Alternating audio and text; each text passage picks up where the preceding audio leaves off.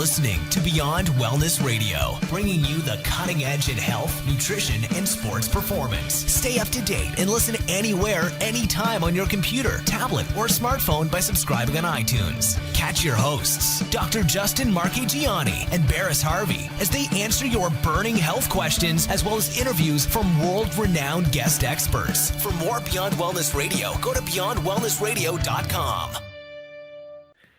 Thank you guys for tuning in to another episode of Beyond Wellness Radio. You guys can check us out at beyondwellnessradio.com for more information.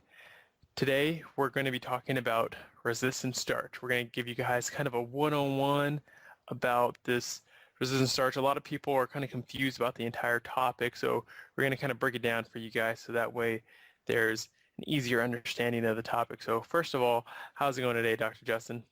Barris, it's going great, my man. How are you doing? I'm doing very well. Very good. So talking about resistant starch, question that comes up, what was your breakfast like? Did you have any this morning, or was it just was it something different? Today wasn't too much different. I mean, I try to mix up the eggs and such, but I did, I did my raw eggs, Rocky style, pasture-fed eggs. It's just such an easy breakfast, and it's super nutrient dense with some good quality bulletproof coffee. Tomorrow I'll probably just do some high quality whey protein and some collagen instead, just to kind of give my gut a break from any egg protein. So I try to mix it up. Mm-hmm.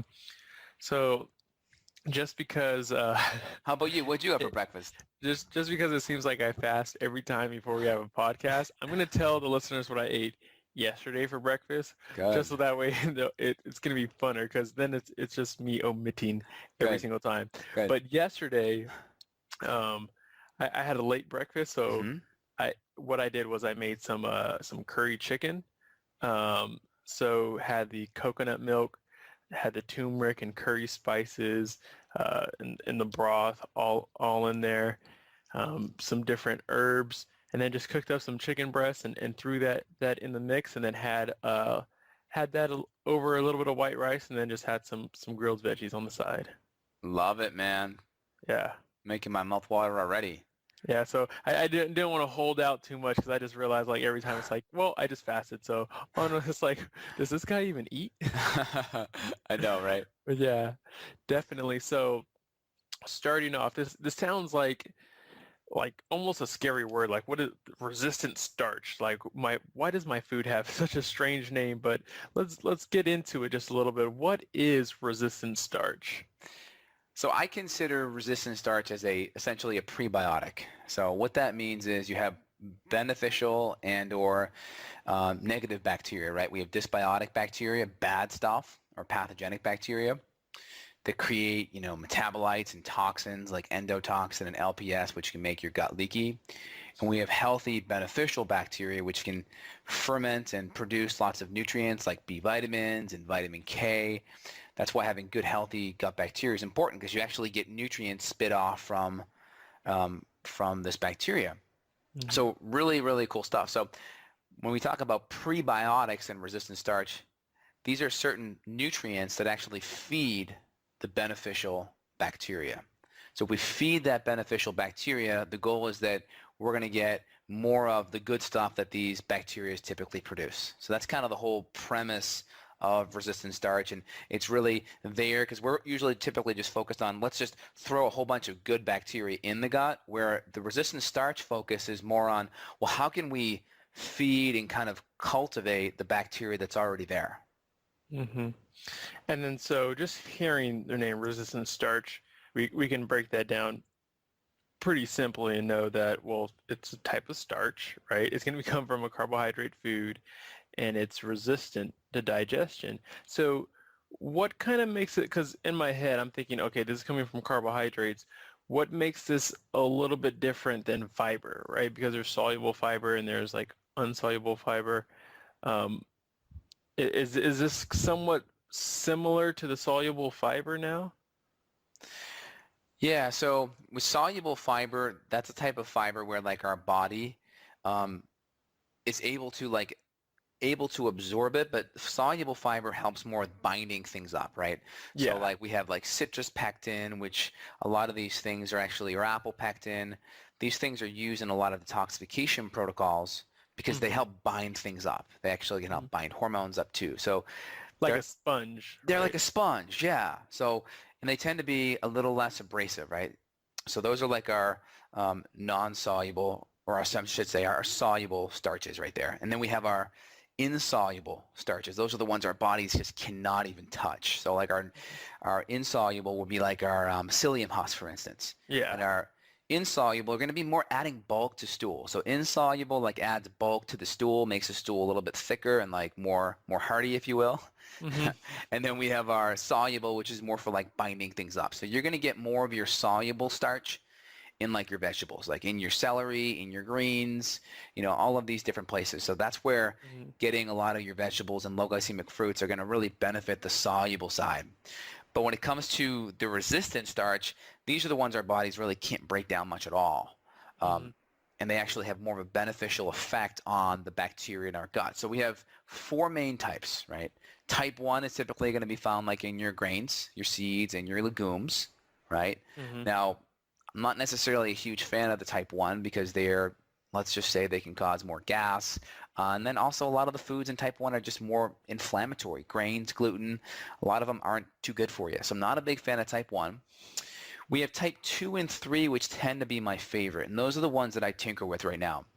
So like in type 2, these are like more starchy foods, like raw potatoes and or unripened bananas.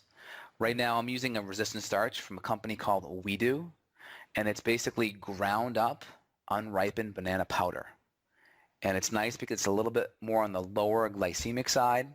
And for patients that are potentially autoimmune, right, the whole autoimmune protocols, we're going to avoid the nightshades, right, which are tomatoes, potatoes, eggplants, peppers. So the green bananas can be a really good option for people that are autoimmune but still want to have some of the benefits of the resistant starch.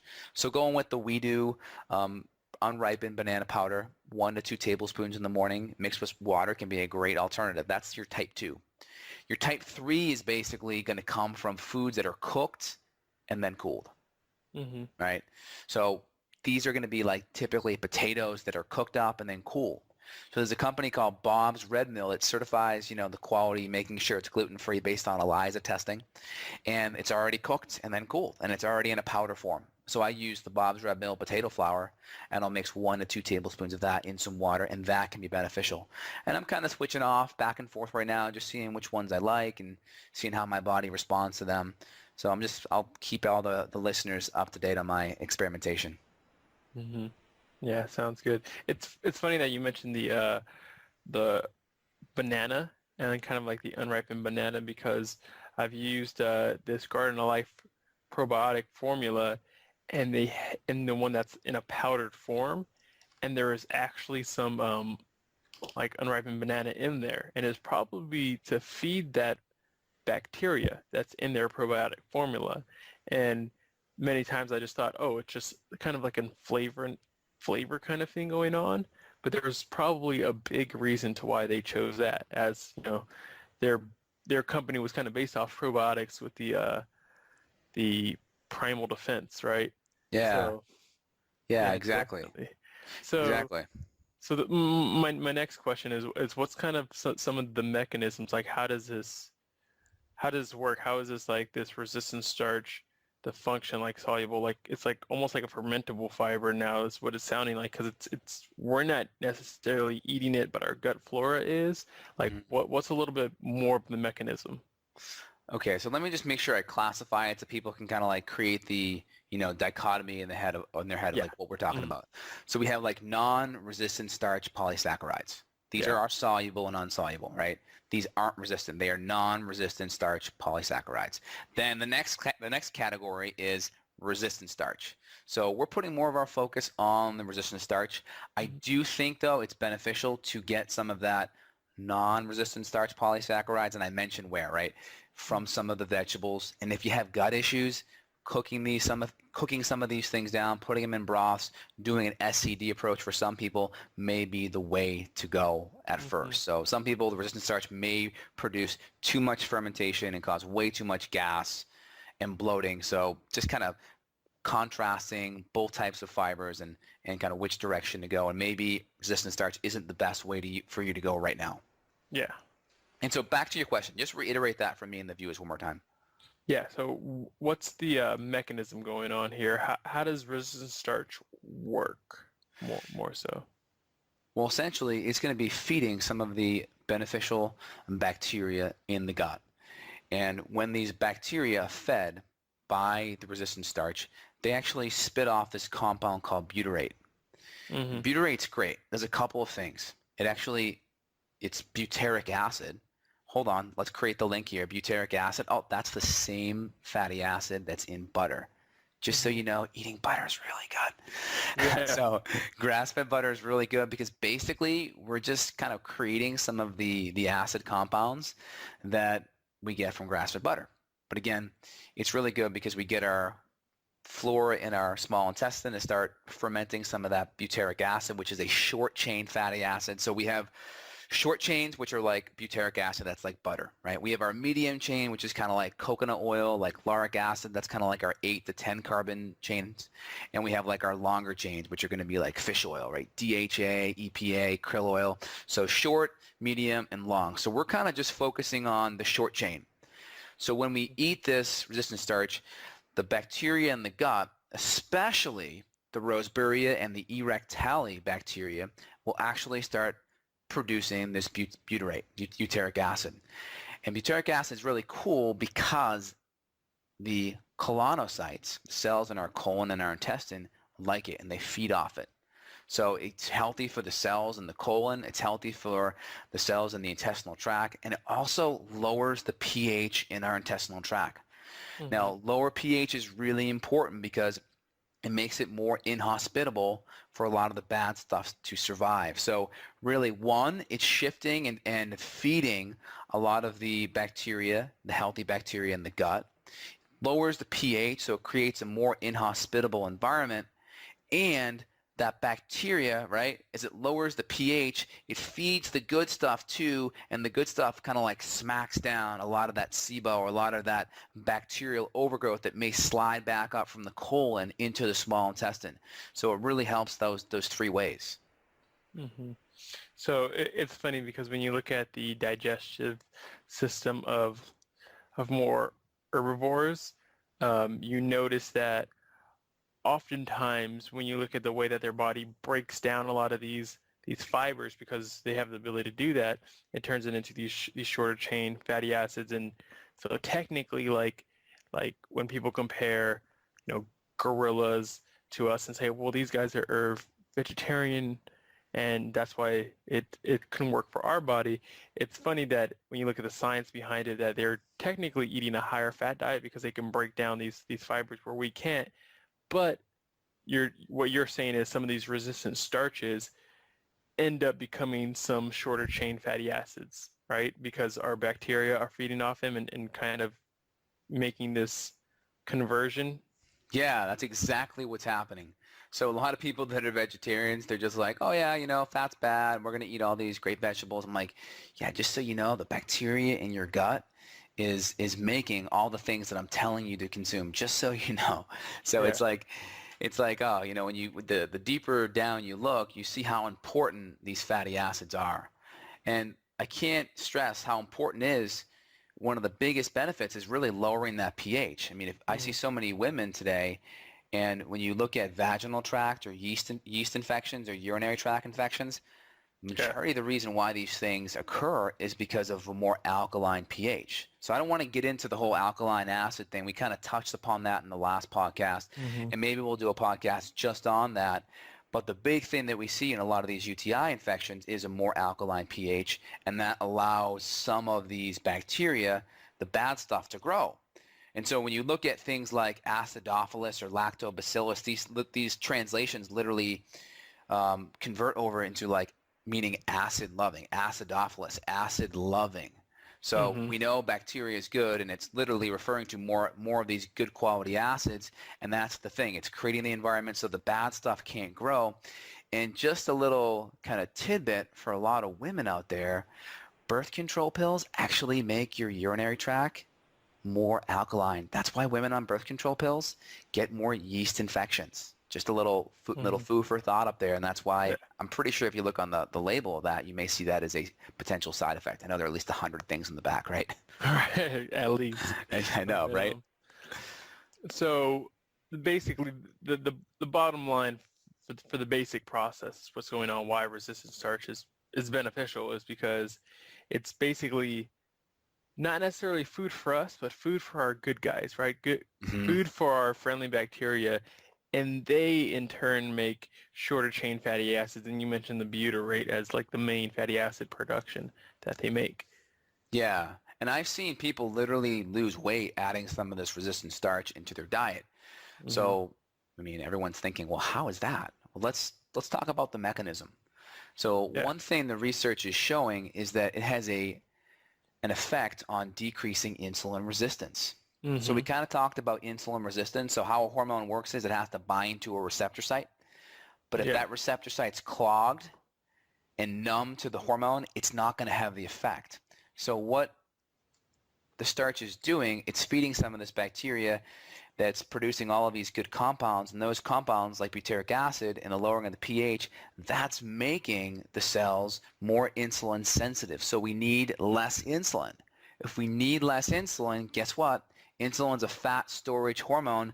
We're going to more than likely be tapping into fat more for fuel, and we're going to be storing less fat because it's virtually impossible. It's very difficult to be burning fat with high insulin, right? When insulin's high, your body is switched over to burning sugar for fuel. When your insulin's lower, you're switched over to burning more fat for fuel. So anyone that's trying to lose weight and change their body composition, the goal they should be thinking is, how can we lower our insulin so we're burning more fat? That's the key question. And resistant starch can be a really excellent solution because it's making the body more insulin sensitive. And how is it doing that? Well, it's creating butyric acid, which is a really helpful thing. It's also creating a lot of these nutrients as well. It's creating more satiety in some of these people. They feel, less hungry after their meal, so there's less chance of over-consuming foods that may cause insulin spikes. And the big thing is, colon cancer is a major problem. So if we're feeding our colon cells properly, that's huge, because that means they're not going to be having abnormal cell growth. That's what cancer is, right? It's these cells growing out of control. So if you go into like any PubMed or Google Scholar database and you look at insulin resistance, it is literally connected to type 2 diabetes, cardiovascular, Alzheimer's. So if you can use these little tools just to make your body more insulin sensitive and you can utilize glucose better, you are just doing so much to improve your health in general. Yeah. So what's happening here is now we're technically eating less calories. Not that calories are the most important component of weight loss, and it's feeding the right guys. It's making you feel full longer. And you also mentioned it's helping with our insulin sensitivity, and that's in turn lower our blood sugar levels. So it seems like it's going to be really, really great. So you mentioned a couple of ways that we can get it. How is, if somebody wants to be somewhat on a lower carb paleo type diet, how do they implement something like this into their diet? Great question. So you kind of already talked about lower carb. So I'm going to answer your question, but I'm going to touch upon one key thing that's really important for the listeners. So what the research shows is that the lower carbohydrate you go, you actually starve out some of this beneficial bacteria. So they've done studies where they look at low carb versus high carb versus moderate carb. And what they found is on these lower carbohydrate diets, some of these Erectalia and Roseburia bacteria actually decrease. There's like a significant decrease because some of that prebiotic in the carbohydrate is reduced to the point where these bacteria starve out. And if they're starving out, they're not going to be there producing a lot of the beneficial butyric acid, which then has all the lowering of the pH effect and all the good benefits we talked about. So now we have this quandary because we have people that need to be on a lower carbohydrate diet just because of metabolic syndrome, because of cancer risks, because their metabolism's damaged.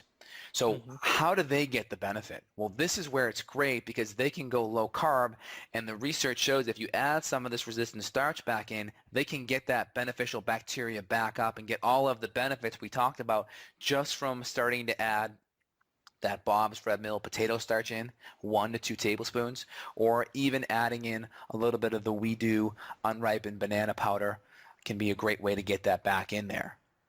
Did I answer your question? Yeah, that answers it perfectly.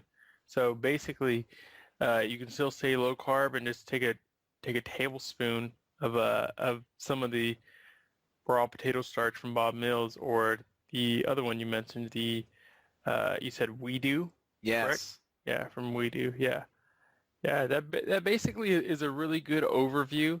Allows people to know where they can find it. And you also mentioned, so somebody who maybe is a little bit more active, maybe doesn't have to worry too much about the carbohydrate intake. There also are some food sources that maybe you don't have to. So something like the heated and then cooled. So what are some of those sources? Maybe like sushi. What else? What else do we I was have? actually joking around with a patient saying, now is this a good excuse to go to In-N-Out and then just get the French fries and let them cool off for a bit and then eat them? So I was pondering that one for a bit. Honestly, it's kind of tough with food. I mean, I guess you could do some of the plantains and get them a little bit unripened, and you can maybe saute them up in some coconut oil. Those could be a good option. I really think the easiest option is just getting some of the powders. I think you'll start seeing the supplement industry kind of taking off with some products in these various forms in the next year or so. I was actually into this stuff like 6 years ago. The problem is there was a company that had a really good prebiotic mix, but they put a lot of corn in there. And Yeah. I felt very, very gassy and bloated afterwards, and I really think it was just some of the corn and maybe some of the cross-reactivity with the gluten that was causing an issue. So I see the benefit here with some of the potato because it's a little more benign, and then even the unripened banana flour because it's even safer if you have an autoimmune condition. Yeah, definitely. Definitely. Well, that sounds good. And that was a great overview for people.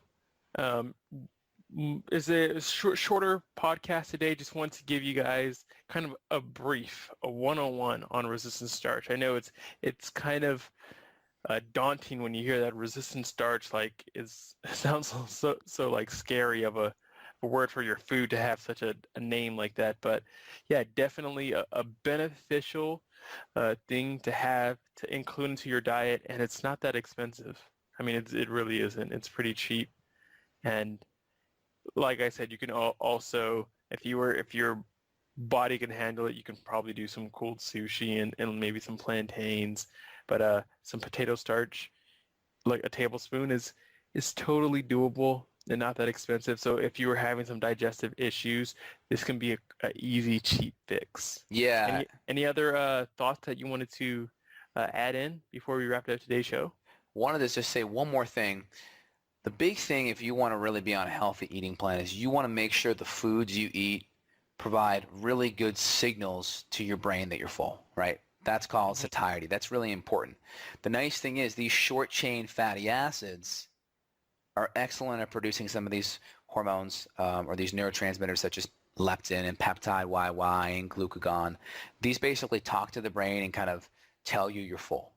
That's why putting high quality butter in your coffee, that's why it's a great thing because it can really help tell your brain you're full. And that's why adding some resistant starch in, because it can get your gut to produce some of its own butyrate and its own short-chain fatty acids, which really will help keep your appetite in check so you're not overeating. And also, it's shown to help reduce inflammation. And we know all diseases and all conditions are connected to excessive inflammation. And some of the people that I want to thank is Richard Nicolai. He's produced some great blog posts on this topic and really thrown it out into the blogosphere. So he's been a really great resource for me to help learn and kind of, trace back some of his references in the scientific literature as well. Oh, there's one little last thing, because this is a big thing. Perfect. One last thing, right? There's this thing out there called SIBO. And SIBO is basically bacteria from the colon migrating up from the colon, from the large intestine, into the small intestine. That's been one of these big issues. And what resistant starch is shown to do, it actually helps that ileocecal valve, That's where the small intestine meets the colon, the large intestine. It actually helps tighten that up just a little bit, and that prevents some of that bacteria from migrating back into the small intestine. So that's one other benefit. I know we're packing up so much information here. I just kind of want to recap it though, right? Type 2 resistant starch, that's going to be your banana, unripened banana powder. Type 3 is going to be your potato starch that's already cooled. 1 to 2 tablespoons in the morning.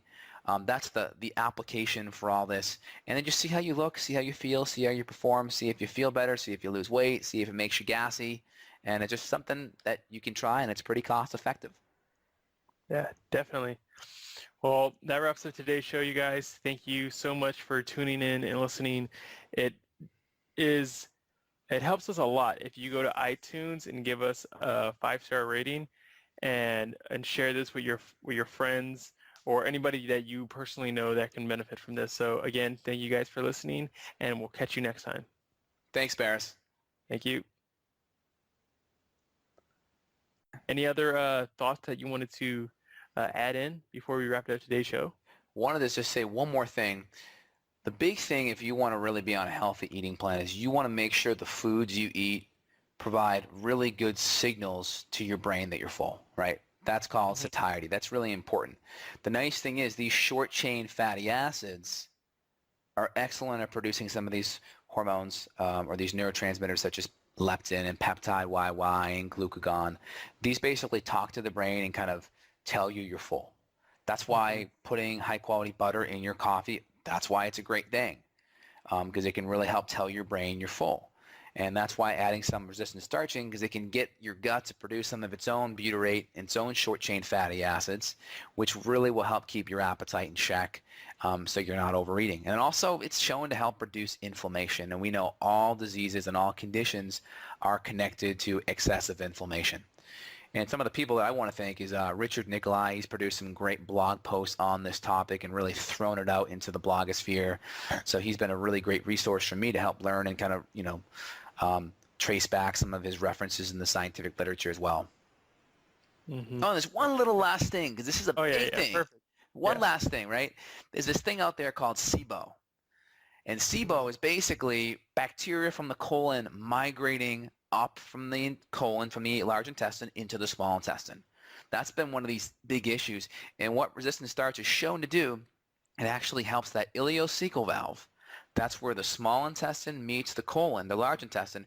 It actually helps tighten that up just a little bit, and that prevents some of that bacteria from migrating back into the small intestine. So that's one other benefit. I know we're packing up so much information here. I just kind of want to recap it though, right? Type 2 resistant starch, that's going to be your banana, unripened banana powder. Type 3 is going to be your potato starch that's already cooled. 1 to 2 tablespoons in the morning. That's the application for all this. And then just see how you look, see how you feel, see how you perform, see if you feel better, see if you lose weight, see if it makes you gassy. And it's just something that you can try, and it's pretty cost effective. Yeah, definitely. Well, that wraps up today's show, you guys. Thank you so much for tuning in and listening. It helps us a lot if you go to iTunes and give us a 5-star rating and share this with your friends or anybody that you personally know that can benefit from this. So again, thank you guys for listening, and we'll catch you next time. Thanks, Barris. Thank you. Got a question for Dr. J? Go to beyondwellnessradio.com/question. Then tune in to hear the answer. Also, if you like the show, review us on iTunes. For more Beyond Wellness Radio, go to beyondwellnessradio.com.